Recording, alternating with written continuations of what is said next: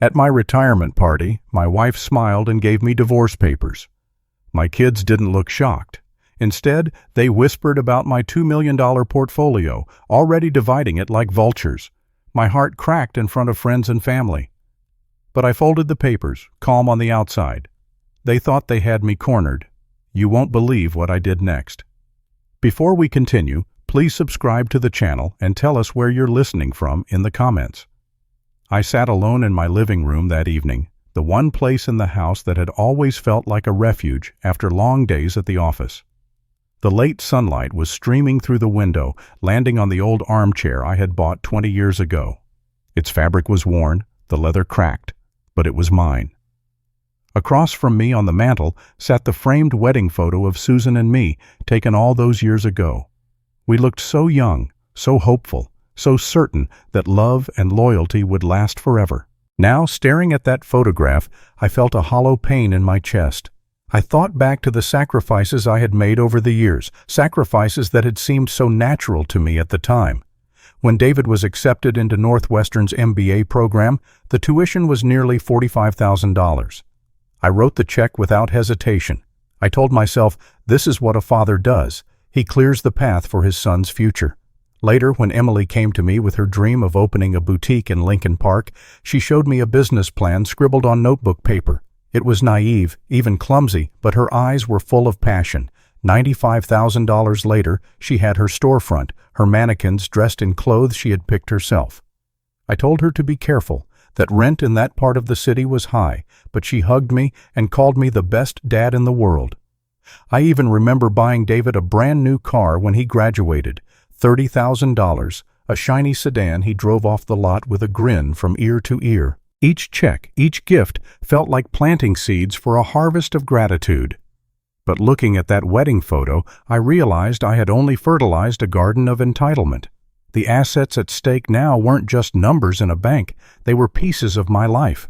The house itself was worth nearly $750,000, sitting in a neighborhood where the value of every brick seemed to climb higher each year.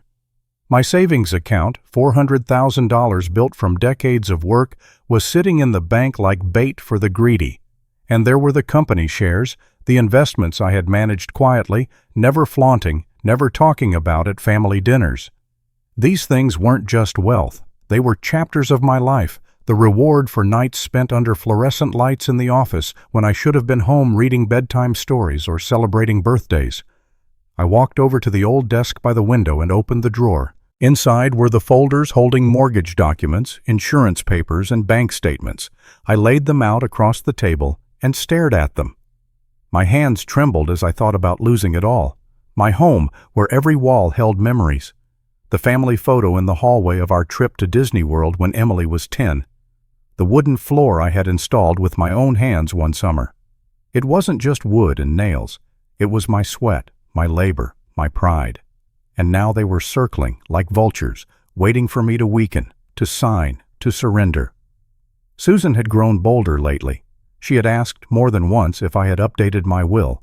The way she said it chilled me, as if she were checking off an item on a to-do list. David had dropped hints, saying things like, "Dad, maybe it's time to let the younger generation handle finances. You don't want to make mistakes at your age." Emily had been even more blunt.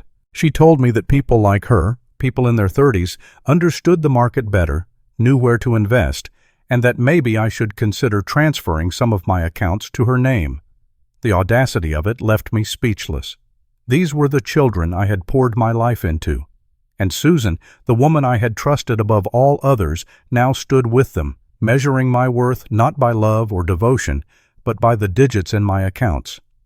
The betrayal cut deeper with each memory that floated back. I could still picture the family dinners where laughter filled the dining room. I could still hear Emily's voice calling me Daddy when she was little, and David's pride when I showed up at his soccer games after leaving the office early. Those nights we sat around the fireplace in December, sharing stories, unwrapping gifts, pretending the world outside was full of endless possibility. Now, when I looked at them, I saw strangers who had decided that I was no longer a man to be loved, but an ATM that had expired. Their glances were sharp, calculating, and cold.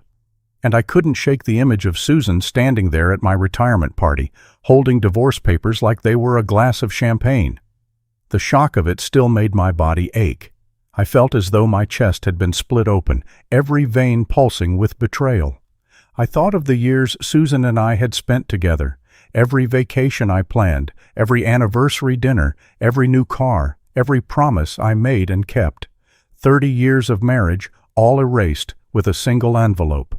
For David and Emily, it wasn't even a shock. They looked at me like this had been decided long ago.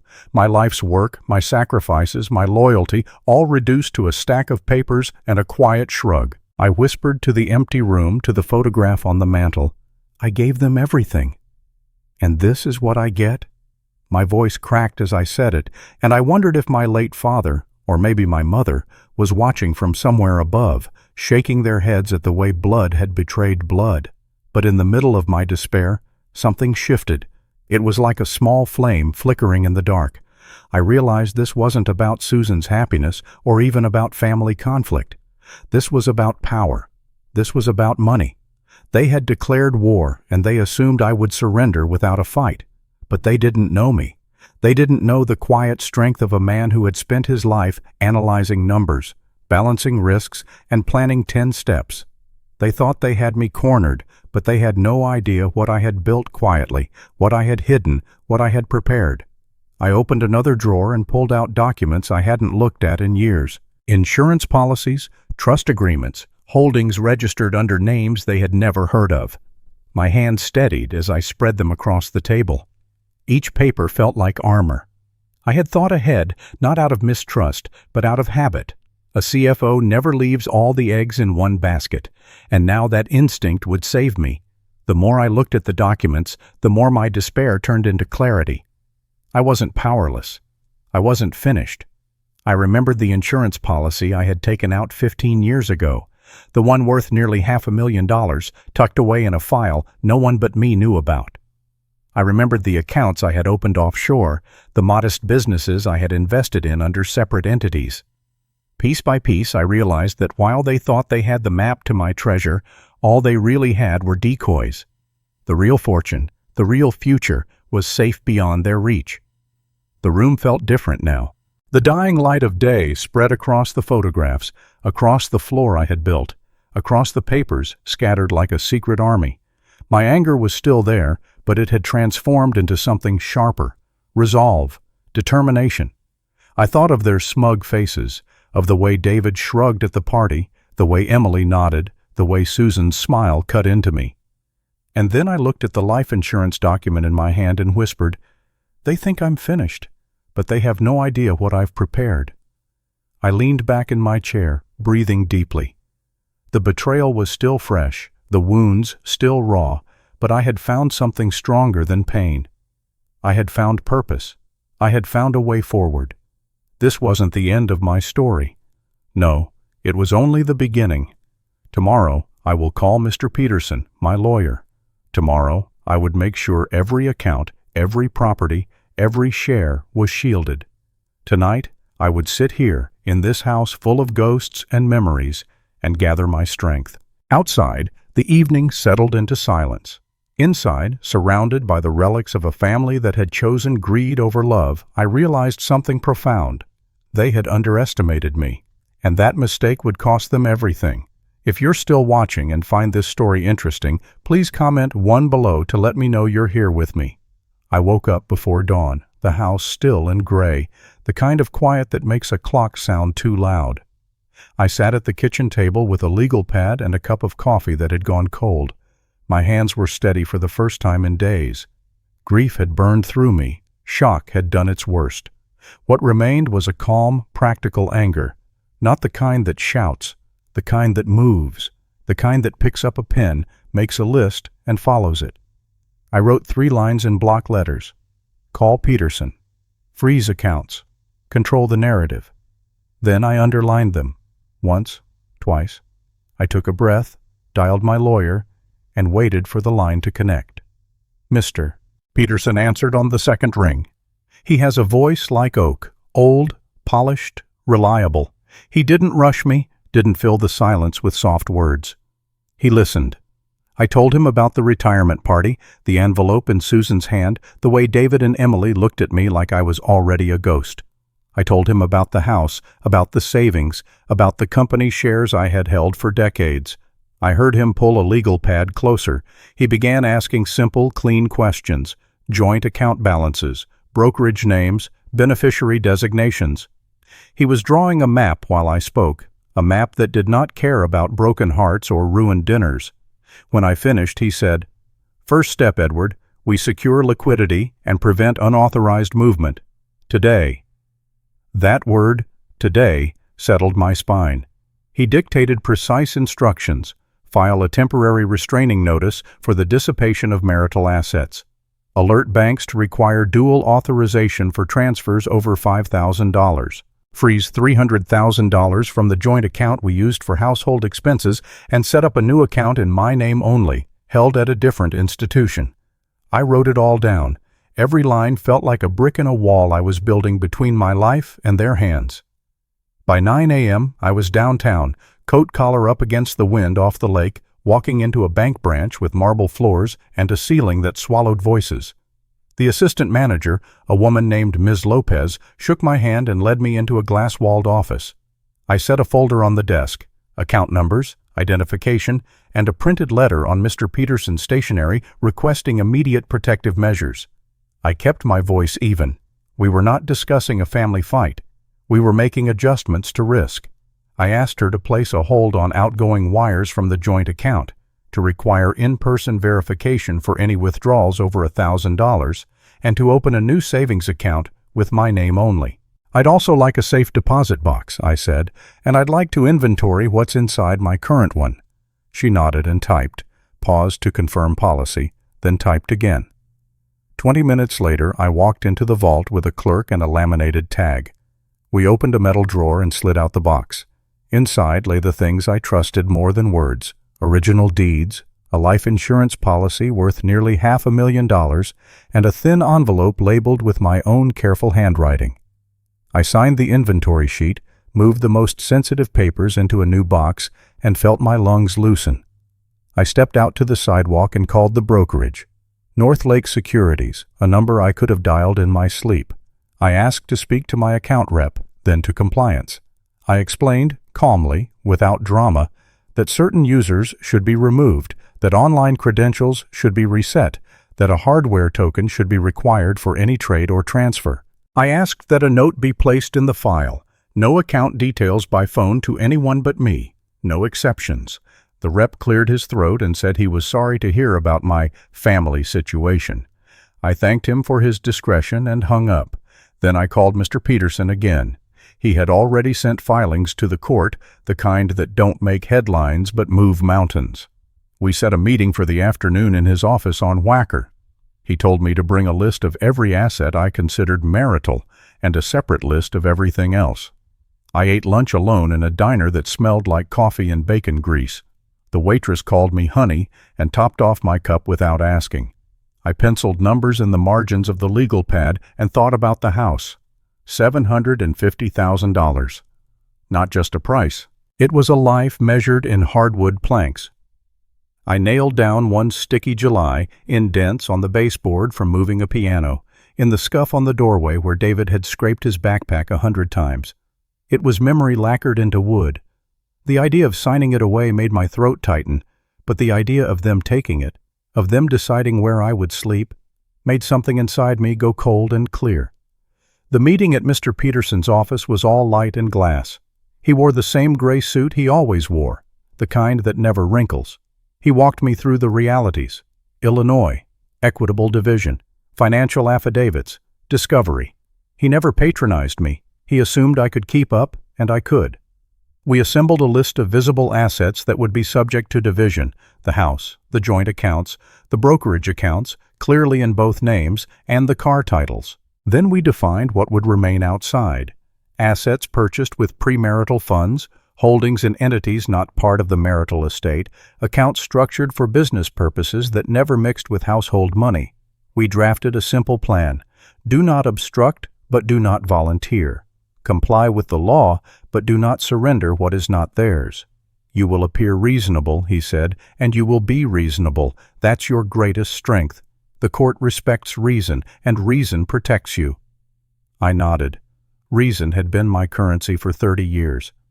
I went home to a message from Susan. She wanted a simple family dinner, the words sugar-dusted and sharp at once. "Roast chicken," she said. "A new bottle of Pinot. Just us. To talk. To be adults." I stared at the text for a long time and typed back, "Okay." It wasn't forgiveness. It was a stage. I needed to see their faces in the kind of light that shows people as they are. That evening, the house smelled like rosemary and butter. Candles flickered on the table we'd bought from an antique shop in Galena. David arrived first, his tie too tight, his voice too loud, talking about how markets reward decisive leadership. Emily came in on the phone, laughing at something that wasn't funny, setting her bag on a chair like she was staking a claim. Susan pulled the chicken from the oven and smiled without warmth. I poured water, not wine, and kept my hands still on the tablecloth. The talk was almost polite until it wasn't. Susan asked if I had updated my will, her eyes sliding over to the sideboard where we kept the stationery. David mused aloud about how difficult it can be for older folks to manage portfolios in volatile times. Emily said her friend had just moved her parents into a facility that was really quite nice. I didn't lecture. I didn't plead. I told them I had met with Mr. Peterson and would be signing the divorce papers according to the law. I said it lightly, like one might say they had finally cleaned the gutters. The next morning, I met Susan and her attorney to sign. I arrived 10 minutes early. I placed a neat stack of documents on the conference table. I read every line. Irreconcilable differences, division of assets. Alimony is calculated on my base salary, not on speculation or rumor. I signed where my name was typed. I did not smile, did not scowl. I felt like a stone in a river. Water rushed around me, but it could not move me. I complied with what the law required. I let go of what the law required me to let go of. I watched Susan sign her name with a flourish that once would have charmed me. Not now. We shook hands as if we were neighbors parting after a block party. On the elevator ride down, I watched the numbers light up and go dark. I didn't feel relief. I felt space opening. I thought that would be the end of theatrics for a while. It wasn't. 2 days later, David texted. He and Emily wanted to stop by to help organize assets. The phrasing made me laugh once, a dry sound that didn't reach my eyes. I said, "Fine."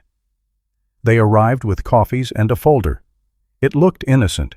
Inside was a pre-printed asset management agreement they had drafted with a friend.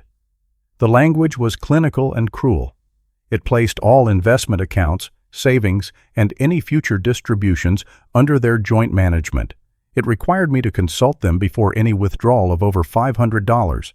It authorized them to liquidate high-risk allocations at their discretion. It assigned me a monthly living stipend of $1,500. It was not a suggestion. It was a leash. David started explaining how this would protect me from predatory scams. Emily said I could focus on hobbies while they took care of the complicated stuff. I listened. I held the pages. I stared at the signature line. I counted 3 slow breaths. Then I slid the folder back across the table and said, "No." Emily's jaw tightened. David's smile cracked. He started a speech about my legacy and my best interest. He told me it would be easier for all of us if I just signed. I said no again, softer, like I was asking a child to put something back on the shelf. I stood, walked to the mantel, and adjusted the wedding photo by a fraction of an inch. I didn't trust my voice, so I kept it simple. "I will not be signing anything today." David muttered that I was being paranoid. Emily asked who had put these ideas in my head. I didn't answer. I didn't need to. They left with the folder clutched like a weapon they weren't allowed to use. The front door clicked shut, and I let my palms press against the cool wood. Humiliation washed over me, then hardened into something like iron. That paper had shown me exactly what I needed to see. Not love, not concerned. Control, the kind that doesn't stop on its own. That night, I set a fresh legal pad on the kitchen table. A different kind of list this time. Not defensive steps, not reactive measures. A plan. Move what is out of sight farther out of sight. Formalize what was once instinct. I wrote a name at the top, Cascade Ridge Holdings, LLC. It sounded like pine and stone and distance. I reserved the name online with an Oregon registered agent. I filed the articles of organization. I ordered an employer identification number. I opened a business account at a bank in Bend, one that still answers the phone with a person. I drafted an operating agreement that named me the sole manager and sole member. I reviewed my holdings and circled the ones that would move. Private positions I had acquired over the years, a clutch of municipal bonds, a ladder of CDs, a stake in a small storage company off I-90. Nothing dramatic, nothing flashy. Just pieces of a life that were safer under quiet trees than under city lights. In the days that followed, I moved like an old fox. I routed transfers through proper channels, declared and documented everything clean. I sold positions that didn't fit where I was going and bought what did. I moved a portion of cash into short-term treasuries, safe, boring, reliable. I contacted a title company in Oregon and asked discreet questions about purchasing rural property through an LLC, about how to keep names out of easily searchable databases. I paid an attorney in Bend for an hour of his time to confirm what I already knew. I was not hiding. I was choosing privacy, and privacy is a right. While the paperwork churned, I began dismantling my old life with the tenderness of a man closing a museum he had curated for decades. I cleaned out the drawers, old ticket stubs, a watch Emily had given me for Father's Day in 2009, a postcard David had sent from spring break that I now realized he had probably bought at the airport. I packed what mattered into 3 neat boxes, documents, a few photo albums, and a brass letter opener my father once kept on his desk. Everything else could be replaced or forgotten. I called the phone company and changed my plan. I purchased a new number and set the old one to forward to a voicemail that Mr. Peterson could monitor. I logged out of social media accounts without saying goodbye. I turned off location sharing on my devices. I wrote down the names of the utilities I would cancel and the subscriptions I would simply let lapse. It felt strange and clean, like shaving a beard I had worn too long. Susan texted again. She wanted to clarify the alimony schedule. I let Mr. Peterson answer. His reply was short and professional. My base salary was known. My obligations were clear. The tone told her the conversation was over. David left a voicemail that started with, "Dad, come on," and ended with, "You're making this harder than it has to be." I pressed delete halfway through. Emily sent a long message about keeping family first, a phrase that now tasted like aspirin on my tongue. I didn't respond. The silence was not petty. It was necessary. On a gray Wednesday, I drove to a storage unit near the highway and rented a space under Cascade Ridge Holdings. I stacked the 3 boxes against the back wall and locked the roll-up door with a new padlock that clicked like a signature. I visited a notary to finalize a few documents. An updated healthcare directive naming no one but me, a simple letter of instruction for Mr. Peterson, should anything unexpected happen. I walked to the lake and watched the water slap against the rocks, a rhythm older than my anger. I spoke under my breath to the memory of my father, a man who never had much money but had more pride than any millionaire I ever met. "You'd tell me to keep my name clean," I said. "You'd tell me to act, not complain." The wind off the water felt like an answer. Susan called that evening and asked if we could meet just the 2 of us. I chose the front porch, neutral ground. She wore a coat I had bought for her on a trip we took to Boston, the one with the collar she loved. She looked around the porch like the house might speak for me. She talked about how we could navigate this with dignity. She said words like closure and acceptance. She said the kids were only trying to help. I listened and watched the streetlight flicker on.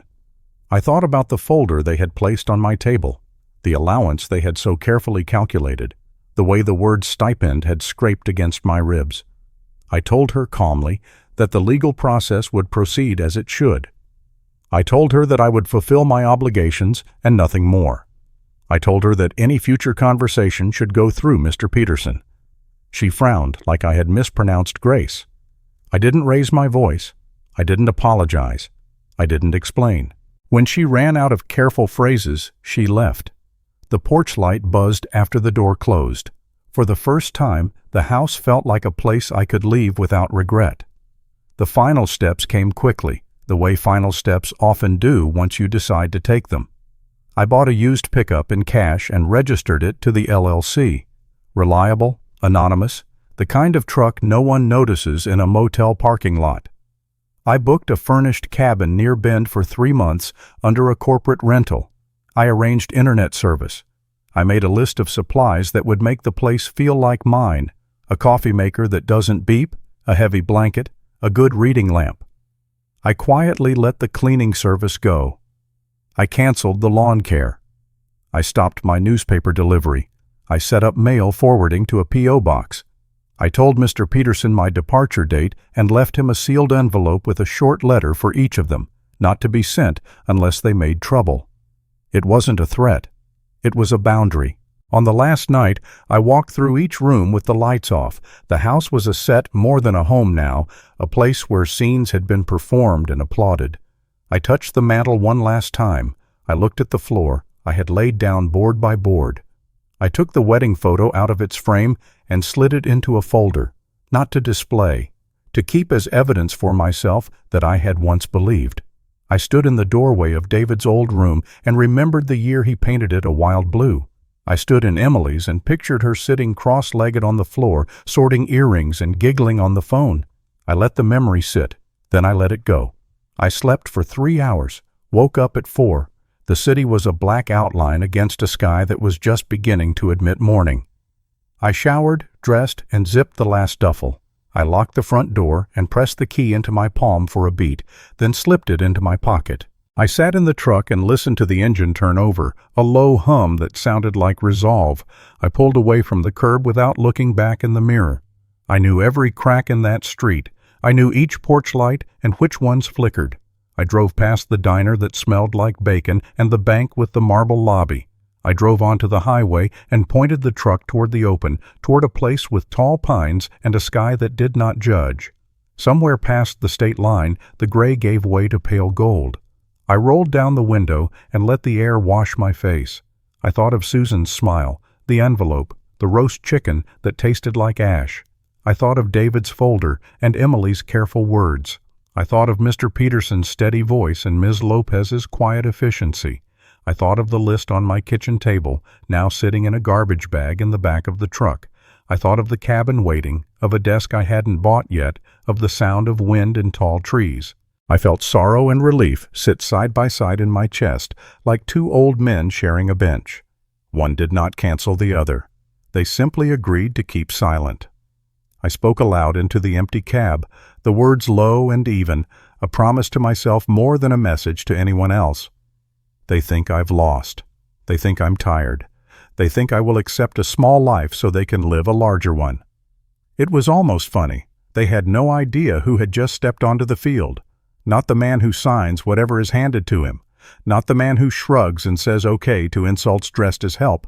Not anymore. I drove until the sun was fully up, until the coffee in my thermos was gone, until the tension in my shoulders had drained into something like focus. At a rest stop, I checked my phone. A flood of messages, missed calls, a short, familiar pattern. Guilt, persuasion, threat, guilt again. I turned the phone off and placed it face down.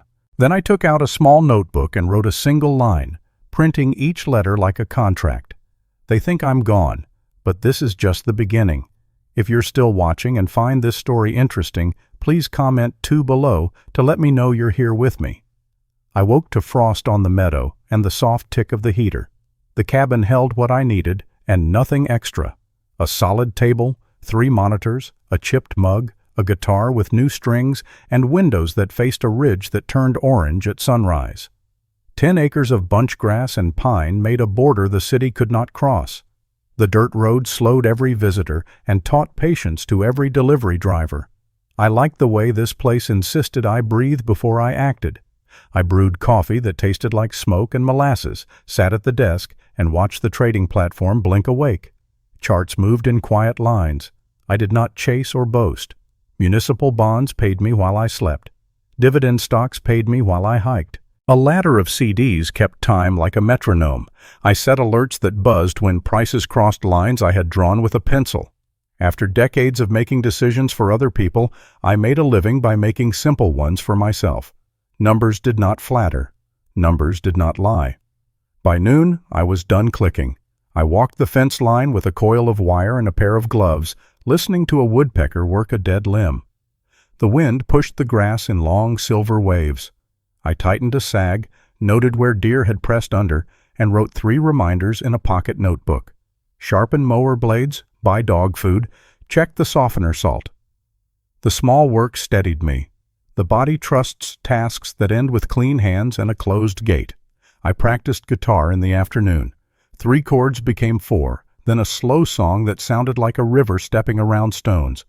My fingertips ached, then toughened. The honest sting told me I was moving from theory to work. When I finally slid cleanly from G to C to D, I smiled without meaning to. Starting over in your 60s has a sound. It is small and stubborn and bright. I met Clara on a day when rain came sideways. I ducked into her bookstore to escape the weather and found her sorting a box of paperbacks. Her gray hair looked like morning light. Her eyes understood both grief and jokes. I asked for a book about starting over late. She gave me 3 and marked the one with the happiest ending. I returned the next day to tell her the ending was exactly right. We talked about pies, porch lights, and how forgiveness is not the same as amnesia. The conversation felt like a door that had been stuck for years and finally opened on the first try. We married in a courthouse with a clerk for a witness and pie for a celebration. Months later, we began the process to adopt Lily, a quiet 8-year-old with careful eyes and a backpack she wore like armor. The first night she slept in the small room at the back of the cabin, she kept one shoe on. Clara read aloud until the shoe came off by itself.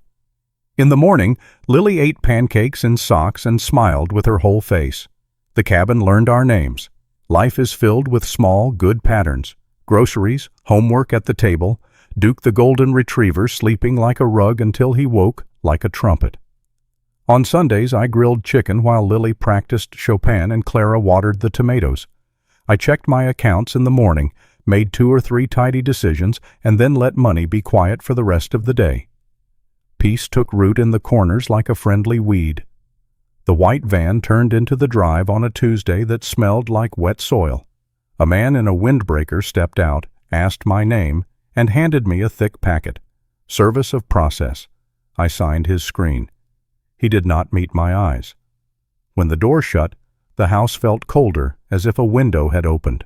I set the packet on the table, finished drying a cup, and only then took out the brass letter opener my father had once kept on his desk. I slit the top and read every line. Susan's name was on the first page, my children's names beneath it. The filing accused me of hiding assets during the divorce. It said I had moved money into a shell company and routed transfers through accounts meant to confuse. It is named Cascade Ridge Holdings, LLC, as if the syllables themselves were proof of sin. It asked the court to freeze my accounts, compel disclosure of secret holdings, and reopen a judgment we had both signed and lived with. The words were clean and cold. They did not mention roast chicken or Christmas lights, or the soft way a child says daddy when she is 10. They mentioned only numbers and power. Clara came in with soil on her knees, washed her hands, and looked at me. "Bad?" she asked. "It is a net," I said. "They hope it catches anything they can eat." She nodded once. We stood together in the quiet. Then I called Mr. Peterson. He answered on the second ring, with the same oak-polished voice he had used the day I froze the $300,000 in the joint account. I told him the shape of it. He told me to scan the packet and to sit down while he read. I did both. We met by video at 4. He had marked the PDF with flags like bright leaves. "They want the court to reopen based on alleged concealment," he said. "We will answer with dates, with ledgers, with paper, not adjectives." He told me to gather 5 things: the Articles of Organization for Cascade Ridge, the IRS letter with the EIN, the first bank statement from the Oregon account, brokerage logs showing when hardware tokens were issued and online access reset, and the letter from Ms. Lopez confirming the freeze and the in-person requirement for withdrawals over $1,000. "We will build a timeline that can hold a man's weight," he said. Then we will stand on it. That evening, the cabin looked like a small archive. I spread documents across the desk and table. I printed the LLC filing stamped with a date weeks after the decree. I printed the EIN letter and the first bank statement, and the balance was a clean zero on day one. I printed the compliance emails from the bank and from the brokerage, each with a date that lived firmly on the far side of the divorce. I added the life insurance policy I had purchased 15 years earlier and paid for from wages that were never commingled. I slipped the pages into a binder with tabs I labeled in straight letters. Paper is patient, but it needs order to be strong. The hearing took place in a courtroom paneled in dark wood that swallowed light and argument with equal appetite. I wore a navy suit and shone my shoes until I could see the ceiling. Mr. Peterson handed me a spare pen and said, "You will not speak today, but a pen helps a man remember to breathe." Susan sat at the counsel table in a pale scarf. David crossed his arms. Emily folded and unfolded a blank page. Their attorney adjusted his cuffs and performed indignation for the room. He told the judge I was a clever man who had moved wealth out of reach. He said I had formed a picturesque company in Oregon to disguise dissipation as recreation. He used words like concealment and scheme and alter ego. He asked the court to freeze everything, to compel disclosure of domestic and offshore holdings, and to punish me for what he called an insult to fairness. He said that a $750,000 house and $400,000 in savings had not satisfied me. He said I wanted to disappear with more. He spoke as if he had seen my heart on a spreadsheet. Mr. Peterson rose with the binder and a patience that felt like a season. "The record matters," he said. He walked the judge through dates the way a mason walks a wall, brick by brick. Dissolution judgment entered. Accounts disclosed and divided. Oregon entity formed after judgment. Accounts opened after judgment in my name only. No transfers from any marital account into the entity. Hardware token issued months after the decree. A freeze was placed on the old joint account for $300,000 the week before we separated finances. "There is no dissipation," he said. "There is only a man who rebuilt his life after a lawful division." He placed one more document on the screen, the one David and Emily had brought to my house with coffee cups and forced smiles. The asset management agreement. It gave them control, gave me a stipend, and required their approval for any withdrawal over $500. The judge read the lines to himself. His mouth went flat. Mr. Peterson did not editorialize. He let paper speak and the voice courts trust. The judge asked one question, slow and heavy. "Counsel, can you point to a specific transfer from a marital account into this post-judgment entity?" The other lawyer shuffled papers that did not contain an answer and said discovery might reveal such transfers. The judge asked again, slower. The reply was no. The judge looked at the clock, then at me, then at the binder. "Motion denied," he said.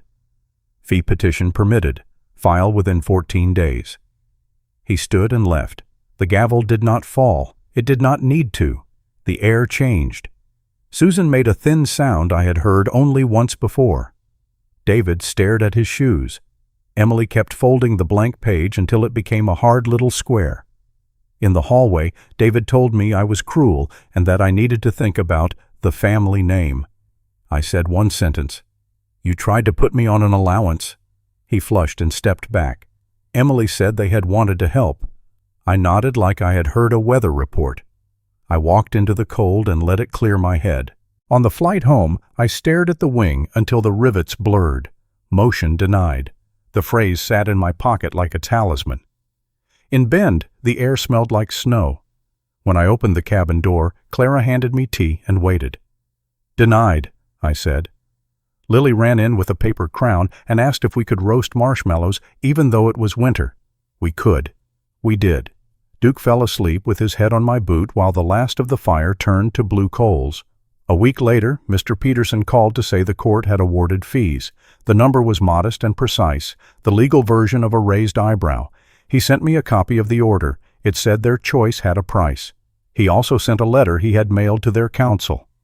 2 sentences, a citation, and a copy of the order. No sermon. Paper worked where speeches fail. I took a long walk on the ridge and thought about the next steps. Not revenge, not announcements. Steps. I met with an attorney in town and signed a trust we had drafted over the summer. The trust placed the cabin, the Oregon accounts held by Cascade Ridge, and the life insurance inside a container that matched my values. The beneficiaries were the people who cooked with me and laughed at my bad guitar, not the people who had handed me an allowance schedule. A clause allowed me to exclude any person who used pressure instead of love. I signed, and the paper felt heavier than its weight. I also signed a new will. Clear, short. It named an executor who could not be bullied. It named guardianship plans for Lily that honored love and assumed storms. It included a plain letter of wishes about how I hoped money would feel in her hands, heavy enough to make her careful, light enough to make her brave. When I was done, I felt a strange relief I had not felt in court. Documents can be a kind of peace when they match your life. That afternoon, I printed a photograph Clara had taken on the porch. The three of us sat on the steps. Duke turned his head at the right moment and looked noble by accident. The ridge behind us was the color of rust. On the back, I wrote one line, "Built on love, not money." I tucked the photo into a book on my desk. It was not a message to anyone. It was a promise to myself. Days found their rhythm again. Screens in the morning, chores at noon, guitar in the late light, supper in a pan big enough for three. But something in me had settled into a shape that would hold. I had answered a question I had not wanted to face. Who am I when my children measure me in dollars? The answer was not a speech. It was a calm walk out of a courtroom and a trust signed at a small-town desk. It was a decision to keep my voice level when other voices rose. It was a choice to build, not beg. On a Thursday evening, I watched Clara teach Lily to braid bread. The braid was clumsy and perfect. Flour dusted the counter like early snow.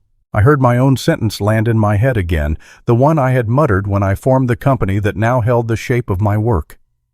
They want a war. They'll get a lesson instead. The lesson had not arrived with shouting. It had arrived with dates and signatures and a judge's voice that did not rise. There was one call left to make. I phoned Ms. Lopez at the bank and thanked her again for her help the week I froze the joint account for $300,000. I told her the court had recognized our steps as proper and prudent. She said paperwork is underrated. She said it is a relief when a process does what it promises. I agreed. A good boundary is quiet. That night, the first snow held. The world went soft enough that even Duke walked carefully. I sat by the window with the guitar across my knees and played the 3 chords I had learned first. I remembered the voice I had used last year when I tried to reason with people who had no intention of listening. It sounded far away now. I replaced it with a different line. You thought I was weak. Now you see the consequences. I did not say it out loud. I did not need to. The truth had already done its work. Before bed, I stood under the porch light and let a few flakes find my face. I whispered to the boy I used to be, the one who tried to earn love with checks and silence. You are enough. You always were. I let the words repeat until they walked on their own. Then I went inside, turned the deadbolt, and set the kettle for morning. Victory did not erase the ache. It moved it to a chair farther from the table. I slept longer.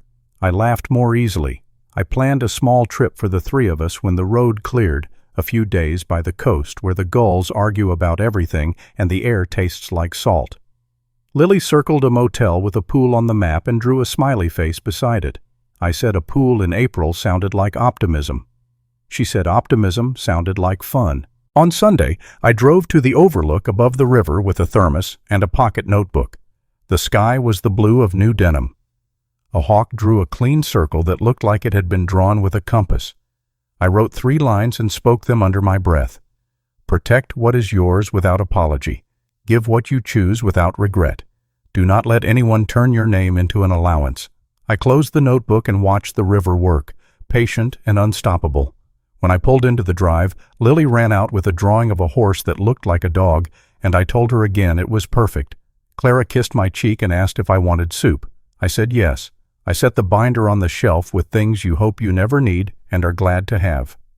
I ran a hand over the spine and let it go. The house held us like a good hand holds a cup, firm, gentle, ready to lift. Later, when the dishes were done and the stove gave one last sigh, I wrote a single sentence on a clean page and left it where I would see it in the morning. They think I'm gone, but this is just the beginning.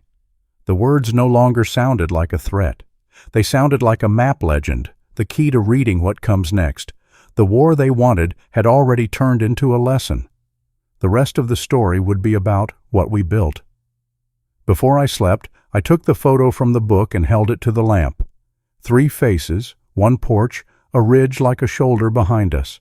I imagined sliding it into an envelope one day with a single line, not to taunt, to testify, built on love, not money. The thought felt like clean air. I turned off the light. The feeling of being overlooked, treated like nothing more than a walking wallet, is hard to bear, isn't it?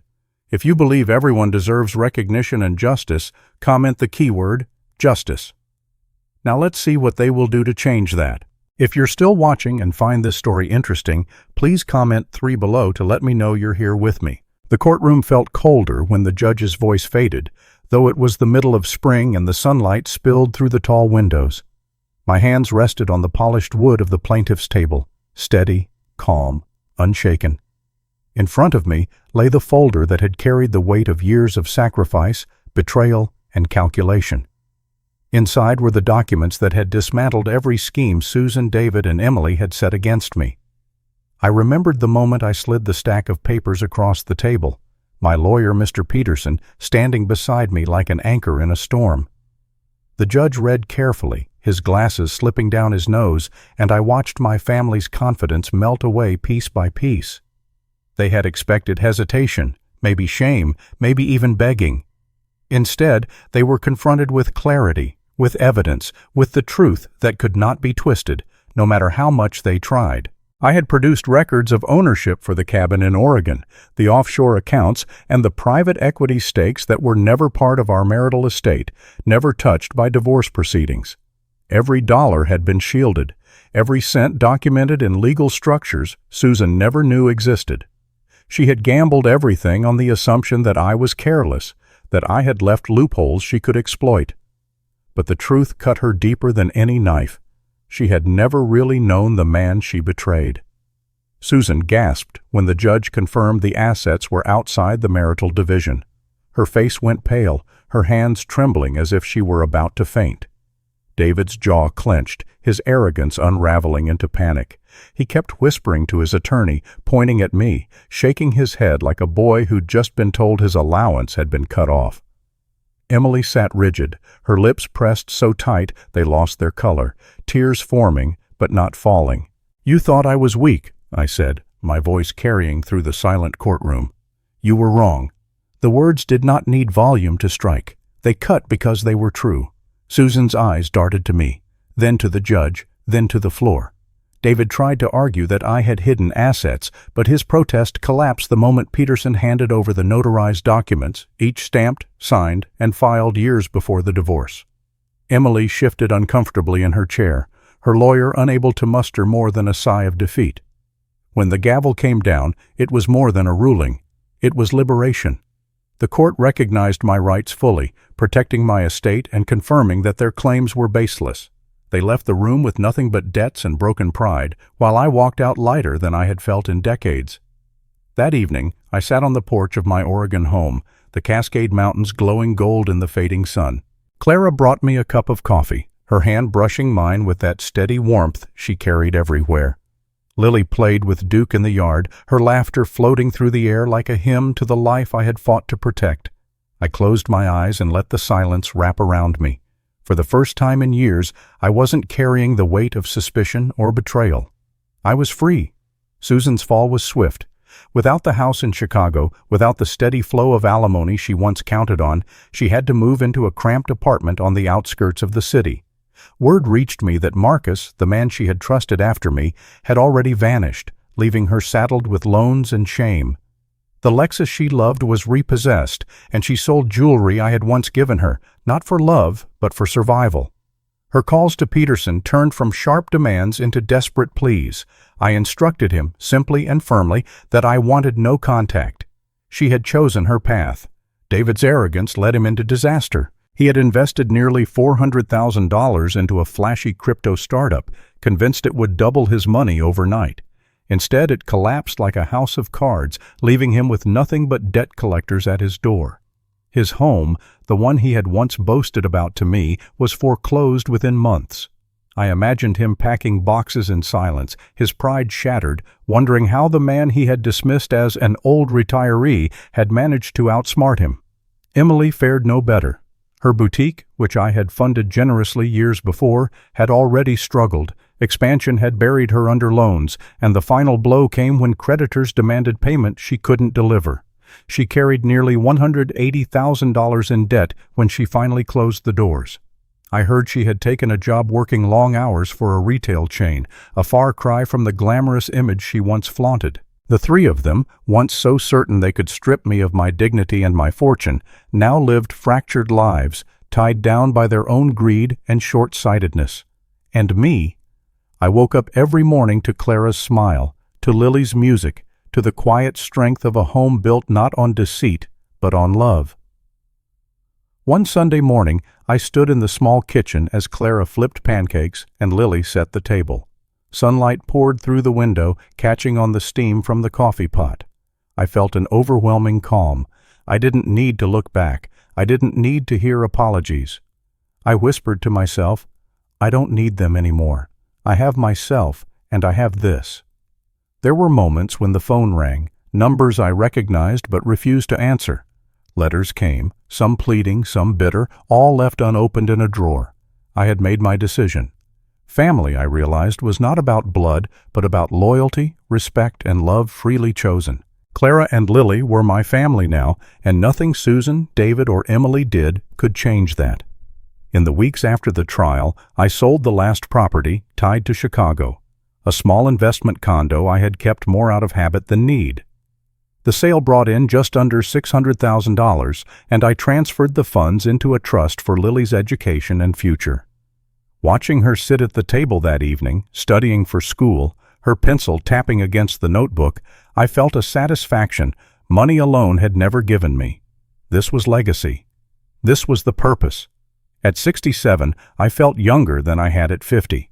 I took long walks on the trails near our home, breathing in the mountain air, letting the silence restore what years of boardrooms and betrayal had eroded.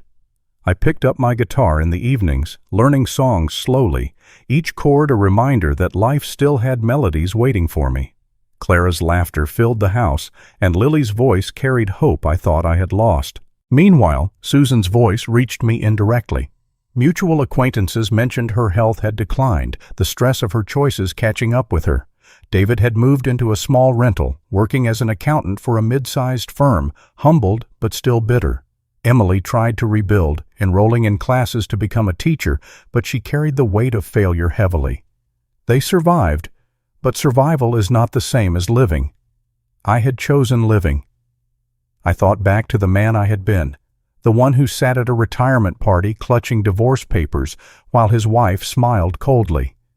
That man had been wounded, humiliated, and discarded.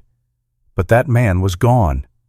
In his place stood someone stronger, someone who had endured betrayal and emerged not with vengeance, but with clarity. Family isn't blood, I whispered one evening, watching Lily practice her piano. It's love, loyalty, and the people who show up when it matters. The contrast was stark. On one side, Susan, David, and Emily, trapped by debts, loneliness, and regret. On the other side, me, Clara, and Lily, surrounded by peace, laughter, and genuine connection. That was the lesson betrayal had carved into me. You cannot choose how others treat you, but you can choose what you build after they've shown you who they really are. I ended that chapter of my life with a certainty I had never known.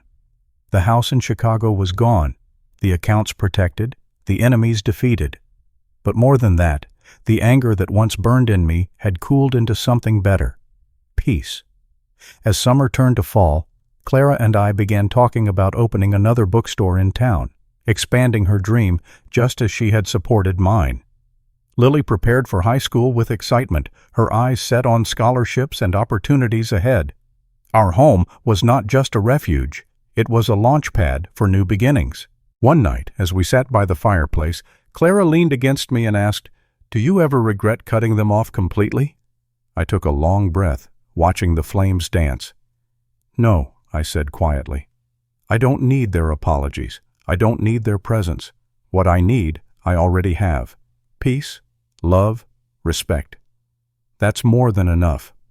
The words settled in the room like a final verdict, unshakable and true. And so I closed that book, not with bitterness, but with gratitude. Betrayal had stripped me bare, but it had also shown me what truly mattered. I no longer carried the burden of proving myself to people who never valued me. Instead, I carried the joy of living authentically, the freedom of knowing I had reclaimed my worth. This was the ending of their story in my life, but it was not the end of mine. As I looked at Clara and Lily, I knew the next chapter was waiting, filled with hope, projects, and the quiet happiness that comes only when you've survived the fire and found yourself still standing.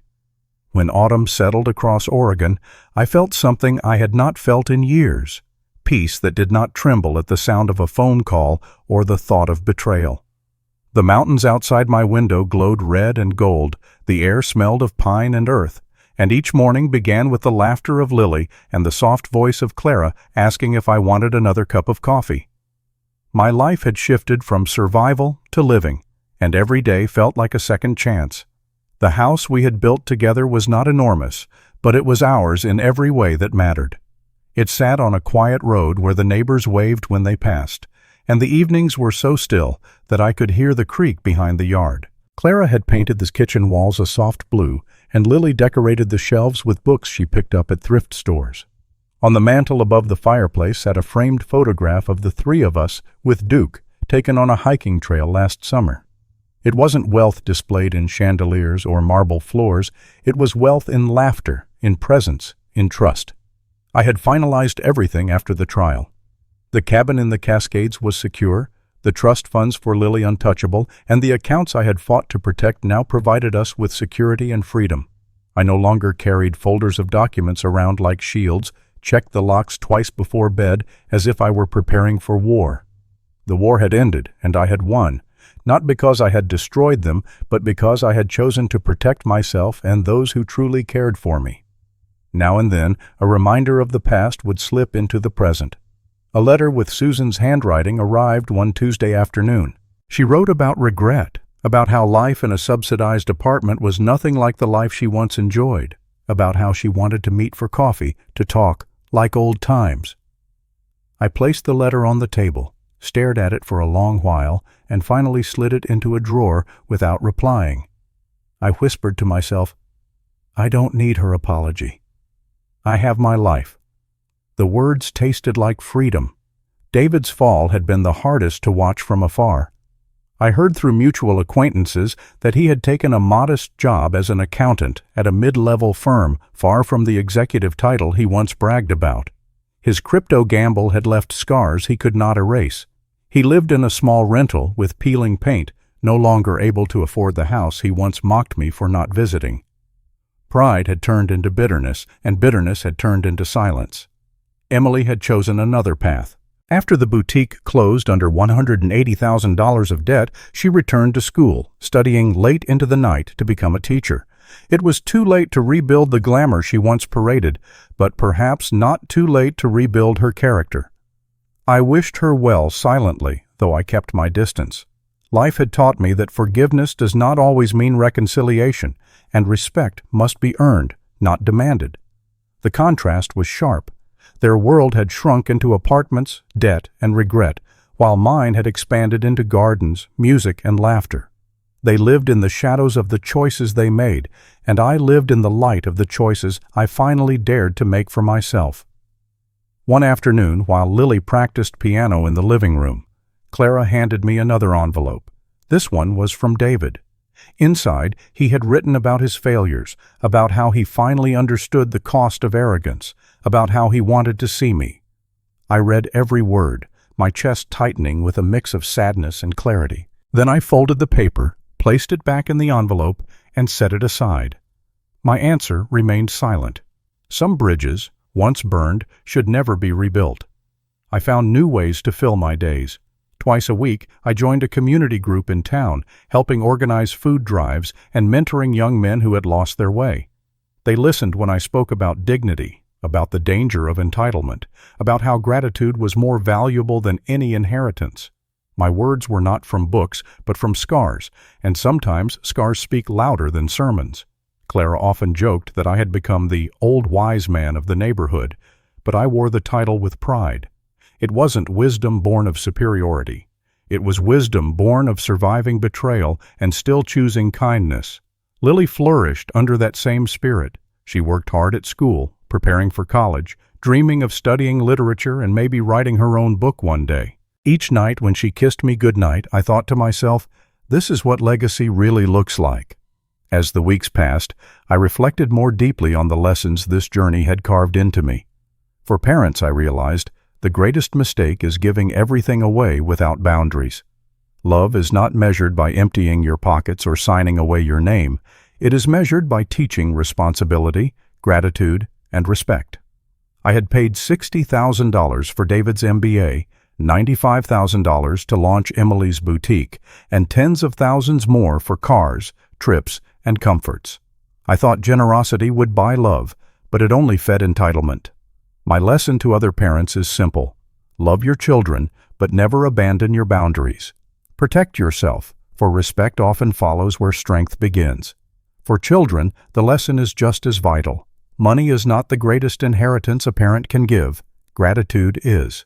To honor sacrifices, to remember the nights of work, the decades of effort.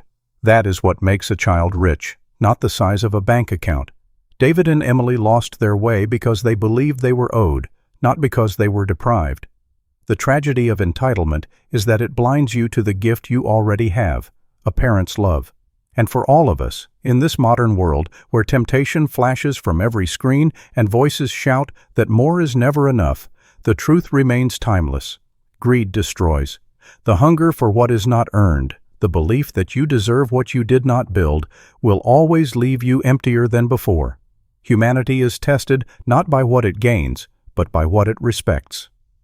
One quiet evening, as Clara read a book by the fire and Lily hummed at the piano, I looked around the room and thought, I finally found where I belong. It wasn't in Chicago boardrooms or in houses with marble counters. It was here, in this simple home, where laughter echoed louder than arguments and love replaced the emptiness betrayal left behind. The story of Susan, David, and Emily no longer needed chapters. Their lives would continue, perhaps with lessons, perhaps without, but their pages no longer touched mine. Susan remained in her small subsidized apartment. David clocked into his office, filing reports for a company that barely knew his name. Emily studied late into the night, maybe finally learning that character matters more than image. They had their paths, and I had mine. The last letter they sent I did not open. I placed it in the drawer with the others, unopened, unanswered. It was not cruelty. It was closure. My silence was the boundary that kept my peace intact. As for me, I chose community. I chose Clara and Lily. I chose Sunday afternoons tending the small garden behind the house, where tomatoes grew heavy and the soil smelled rich. I chose walks in the park, where older men and women shared stories of their children, and I listened not with bitterness, but with understanding. I chose to mentor, to teach, to give, in ways that built dignity rather than debt. And above all, I chose myself. I whispered it once, late at night, staring at the stars beyond the pine trees. I don't need them anymore. I have myself. I have my life. It was not said with anger, but with relief, like laying down a heavy load carried too far. In the end, betrayal had not destroyed me. It had revealed me. It had stripped away illusions and left only the truth. Family is not defined by blood, but by loyalty, respect, and love that stands when everything else falls. That is the legacy I carry, the lesson I leave, the peace I live. The story has come to an end. I hope it has brought you valuable lessons and insights. If you enjoyed this content, please like, share, and subscribe to the channel so you won't miss the next video. Goodbye and see you again.